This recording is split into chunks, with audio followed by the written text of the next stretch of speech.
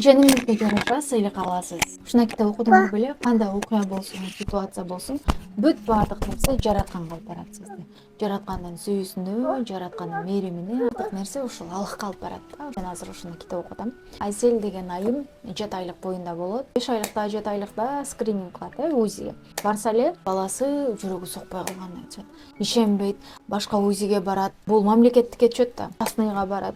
Дагы эле ошентип жүрөгү сокпой калыптыр дейт. Уже баланы алып салыш керек, жүрөгү сокпой калыптыр, алып салыш керек дейт. Күчтүүсүнө барат, ал дагы ошол нерсени айтат да. Кыйлаарын билбей, кимге кайрылаарын билбей, адамдарга айтса эч ким жардам бере албайт. Үйүнө барат да, Куранды ачат дагы, Куранын жүрөгү болгон Ясинди окуп баштайт. 2 күн бою тынбастан Ясин окуйт да. Кайра больницага барып, УЗИге текшерилип, анан алыш керек болот да баланы. Начар келгенде барып текшергенде врачтар таң калышат. Кандайча мындай болушу мүмкүн эмес депчи, эмне болуп атат, жүрөгү согуп атат деп айтышат да. Башка врачтарды чокут, бөлүм башчысын чакырышат, анан баардыгы ошентип текшергенде чындап эле баланын жүрөгү согуп аткан болот да. Анан бул ушул эң күчтүү деген өзүнүн врачына барат, ал да текшерип көрөт. Чын эле 2 күн мурда баланын жүрөгү сокпой аткан да. Анан кандайча, кантип мындай болду, эмне кылдың дейт да. Анан ошол жерде келин айтат экен.